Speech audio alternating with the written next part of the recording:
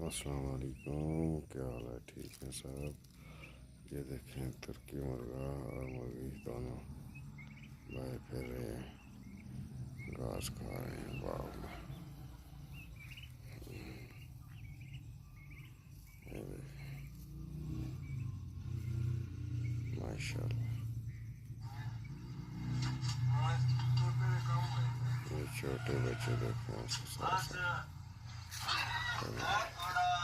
मौलवी साहब देखो वहाँ बैठे हैं।